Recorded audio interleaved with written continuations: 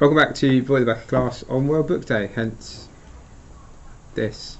We're up to chapter 22, Worldwide Whispers. Instead of going to work the next morning, Mum decided to walk to the bus stop with me. She said it's because me and Tom were famous now, and that even though we probably wouldn't be famous for more than a day, we needed to be careful. I just want to make sure you're not going to be chased by any reporters, she said, as she helped me put my coat on. Some of them are good people doing their job, but some of them have absolutely no scruples.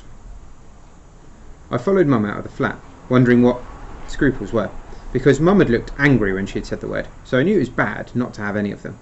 I also wondered why the reporters might chase us. Tintin, who has to be one of the best reporters in the world, only ever chased people who were kidnappers or thieves or who had done something wrong. When we reached the bus stop, we found Tom's Mum and Dad there too. Mum went to talk to them and Tom and I huddled together. Tom said his parents had told him that if he ever ran away from school again, he would be so grounded he would never see daylight again. But I told Mum it comes in through the curtains anyway, even when they're shut, and then when we watched the news, she screamed and hugged me and said how brave I was, said Tom, scratching his head. I don't really get it. I told him I didn't get it either, and about everything that had happened to me after I'd gotten home too, all the neighbours coming over, and about horrible Mr. Greggs, and how Mum had been angry one moment and then happy the next moment, and how she had laughed at what Stan the taxi man had said. Oh yeah, Dad gave him a cheer too, Tom grinned. I've never seen him cheer for anything before, except when we dropped off my nana at the airport after she'd been staying with us for a month. We heard footsteps, and Josie and Michael came running up to meet us. We saw you on the news. Did you give them the note? What did they say? As soon as Josie and Michael finished asking their questions, Tom and me took it in turns to answer them. As we were talking, lots of people gathered round and asked me and Tom if we were the kids from the news. We were about to say yes when Tom's dad called us over. Now, listen up, said Tom's dad, kneeling down. There are going to be a lot of people wanting to ask you all sorts of things about yesterday. And whilst you can tell Josie and Michael and Mrs. Sanders everything... And Mrs. Khan? I added. Yes, and Mrs. Khan. And Miss Hempsey? Asked Josie. Okay, yes, her too, nodded Tom's dad, scratching his head in the exact same way Tom does when he's thinking. But if anyone else asks you what happened, I want you to say exactly what grown-ups say when they're famous and they've got to keep something a secret. Shall I tell you what it is? We all nodded and looked up at each other excitedly. Famous grown-ups always say no comment when they want to keep something a secret, continued Tom's father. And that's what I want you to do. Let's all give it a practice now. Tom, you go first. No comment, said Tom, thrusting his nose in the air. No comment, said Josie, grinning. No comment, said Michael seriously. No comment, I said loudly. Good, said Mum. Now, if anyone asks why you went to Buckingham Palace, or what the police said to you, or anything about yesterday, you say, no comment, we all shouted, making all the people at the bus stop look over at us. My mum and Tom's mum and dad all smiled. Now, there's a promise we want you all to make too, said Mum. We all want you to promise us that you won't look at any newspapers today. We all looked at each other, frowning a little, but nodded. Promise, said Tom's mum. Not a single newspaper. We promise, we all said, although I could see Josie had her fingers crossed behind her back. Excellent, said Tom's dad, giving us all a thumbs up. Now, we've spoken to Mrs. Sanders this morning, said Tom's mum, and a teacher, probably Mrs. Sanders herself, will be meeting you at the gates to make sure you don't get hounded by the odd reporter or two. You'll be taken straight to her office because she needs to have a few words with you all before lessons start. Oh no, cried out Michael. Are we all in trouble? Are my parents going to find out? It'll be fine, son, said Tom's dad, patting Michael on the back. I promise. Now go on, have a good day, said Mum, as our bus came to a loud hissing stop in front of us. And we'll see you tonight. You're all to come straight home, she shouted. We all nodded and waved, and ran up to the top deck as usual. The other passengers looked at me and Tom with a frown before looking at their newspapers, and then looking back at us. We hurried past and sat together in a little huddle. In whispers, Josie and Michael told us about their day yesterday. It had been exciting too. Josie said she'd had to make up a story involving a Chinese takeaway and endless buckets of puke to get Mrs. Khan to believe I was sick, but would be back the next day. And Michael had pretended to lose his voice so that he didn't have to say anything to Mrs. Khan when she asked him where Tom was. But of course, he had kept forgetting that he was meant to have lost his voice, so Josie had to kick him lots of times to make him remember. And then, when the police had rung to tell Mrs. Sanders what had happened, she had come and taken them both out of class and made them tell her everything. Did Mrs. Sanders say anything about giving us detention? Asked Tom. Josie and Michael shook their heads. But Mrs. Khan seemed upset, said Josie, looking down. I feel bad for lying to her. Me too, said Michael. Maybe we should make her a card, said Josie. Yeah, and I've still got some of the Queen's biscuits left over. We can give her those for her tea, said Tom. But when we got to school, we forgot all about Mrs. Khan, because the school was surrounded by hundreds of vans with large round satellite dishes on their roofs, and lights and microphones and fluffy grey things on sticks. Staring at us were hundreds of cameras on legs, which looked like one-eyed insects that could zoom their eyes in and out and swivel their heads in any direction they wanted, and all of them had lots of people bobbing up and down behind them. As we walked towards the gates, a woman suddenly cried out, "There they are!" and started running towards us. I could see Mr. Irons standing by the railings and looking at us, his eyes narrowed and his nose high in the air. His moustache was twitching. "No comment!" shouted Michael as he began running towards the school gates. We all ran too, but before we could reach them, lots of cameras and arms and legs had surrounded us and were blocking our way. What message were you trying to send our government? Was this an act of protest on behalf of child refugees around the world? What was in the note? Who put you up to this? Where are you from? Were you born in this country? Would you like to sell us your story? Everywhere we looked there were lenses and lights and loud clicking sounds. I clung on to Josie and Michael and Tom as the one-eyed machines all pushed us into a circle. I could hear Josie's breathing beginning to wheeze. She doesn't like tight spaces, and my hands were beginning to sweat. Michael and me shouted, "No comment!" but I don't think anyone could hear us. "Everybody stand back right now," came a cry. And just as suddenly as the scary cameras and reporters and microphones had surrounded us, they all instantly moved away and we could breathe again. "No shame at all," shouted the same familiar voice, which was getting closer and closer to us. "How dare you harass my kids?" We saw Mrs. Sanders pushing past the cameras like a red-faced bull and reaching out her hand to us. "Stay off school property, and if I see anyone near these kids again, I'll be calling the police and the Queen's Guards." Grabbing my hand, Mrs. Sanders stormed back in through the school gates, pulling us like the trailing tail of a kite behind her. She stopped briefly in front of Mr. Irons, who was now standing by the school gates. "Mr. Irons, you were specifically instructed to wait and bring these children in safely. Where were you?" Mr. Irons gave us all a cold stare, his nose deadly quiet.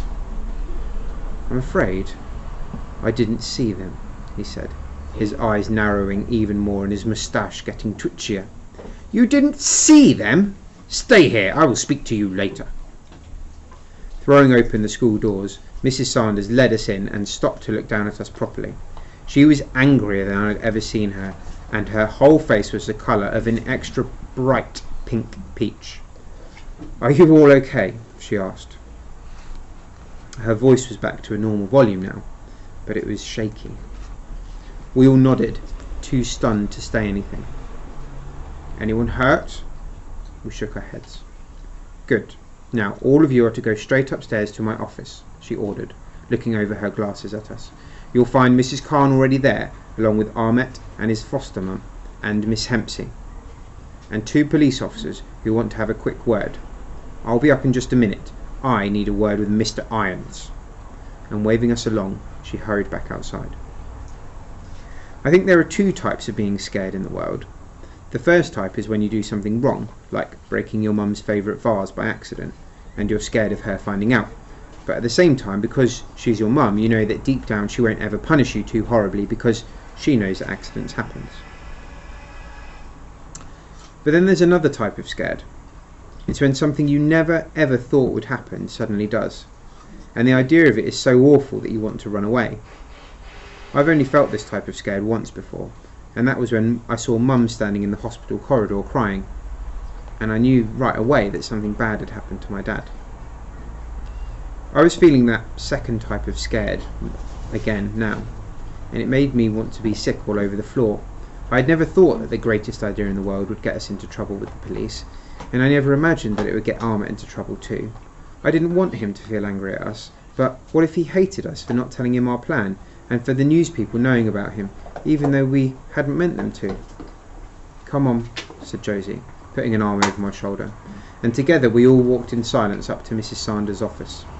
I took a deep breath and, fearing the worst, opened the door. But instead of angry stares and shaking heads, we found everyone smiling at us. Mrs. Khan ran up and gave us all a hug, and so did Miss Hempsey, and Ahmet looked at us with his wide lion eyes and gave us a small wave. His foster mum was holding her hands to her lips as if she was praying and kept saying, "You dear children." And there were 2 police officers standing near the door, but they didn't look angry either, and just nodded and smiled at us. "Come and sit down," said Mrs. Khan, leading us to 4 chairs that had been squeezed in front of Mrs. Sanders' desk. We all sat down. I was still feeling jumpy inside, but at least I wasn't feeling sick anymore. "As soon as Mrs. Sanders gets back, we want to hear all about what happened yesterday," said Mrs. Khan. "Miss Hempsey will translate everything for Ahmet, and we want you to take your time because it's all very important." "But, miss, what about first period?" said Michael, showing her his watch. Just as he held it up, the bell for registration began to ring. Mrs. Khan smiled. "Don't worry, Miss Stevens is taking the class this morning." We immediately felt sorry for everyone in class. Miss Stevens is learning to be a teacher, but she's so boring and always spends so much time writing on the board that everyone hopes she won't ever really become one. Mrs. Sanders came in and, squeezing past everyone, sat down in her big chair that had a squashed green velvet pillow on it. "Right," she said, clapping her hands once. "Begin." Slowly at first, and then getting faster and faster and faster, we began to talk. We talked about how we became friends with Ahmet and how we wanted to help after finding out about where his mum and dad might be. We talked about hearing that the border gates were going to be shut and about the plans that we had come up with. I could see Miss Hempsey explaining everything to Ahmet as we went, and his eyes getting wider and wider. But it wasn't until I got out my exercise book and showed everyone the greatest idea in the world and the emergency plan that he jumped up from his seat and came to stand next to me. Miss Hempsey had to stand up too as we continued to talk about the letter to the Queen and the presents we were meant to give her, and Stan the taxi man and Devinder the paramedic and the extra special Coldstream guards who had given us their word. Nobody asked us any questions, not even one. They all just sat and listened and nodded as Miss Hempsey murmured what we were saying into Ahmet's ear. It was strange having so many grown-ups sit and listen, as if we were them and they were us, but it felt good too. When we had said everything there was to say, Mrs. Sanders nodded and put her hands together. "Well," she said, leaning back in her chair, "I hardly know what to say." She leaned forward and picked up my exercise book with the greatest idea in the world drawn in it.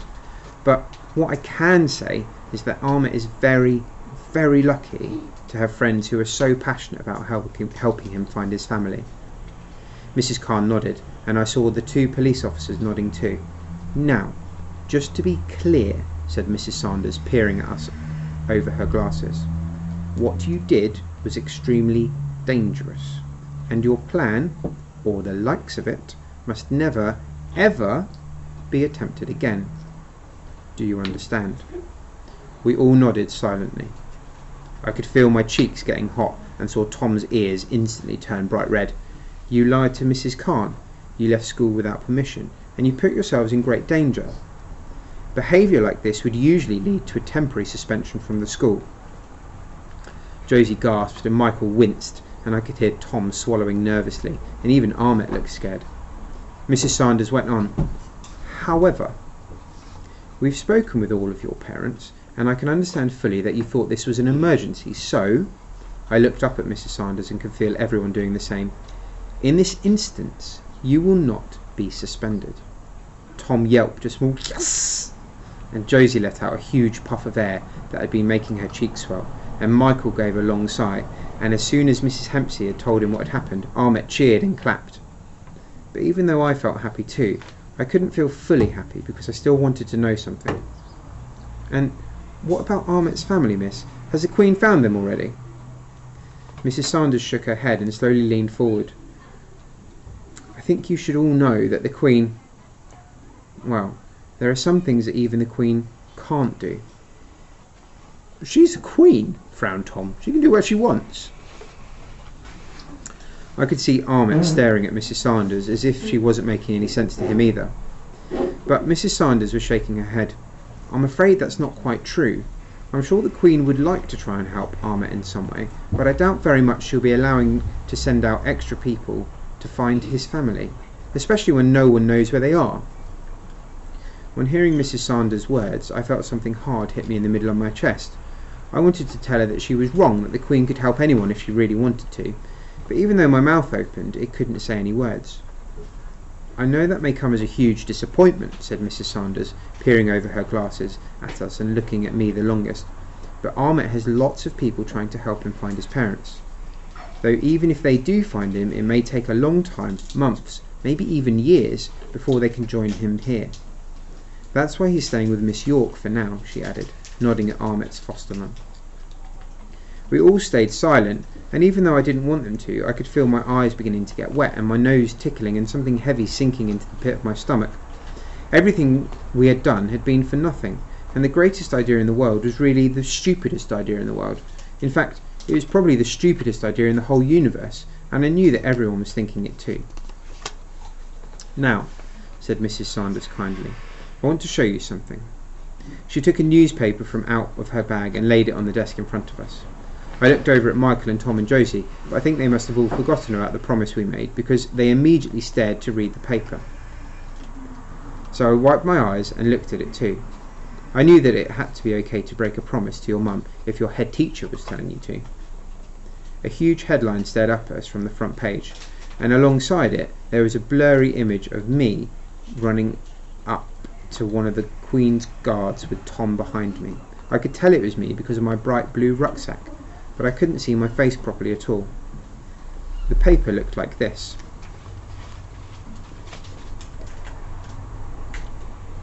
The London News. Who is Ahmet and how can we help? The story said that the newspaper was going to run an international appeal to find Ahmet's parents, which made Josie grin and whisper, "See?" This is what it said.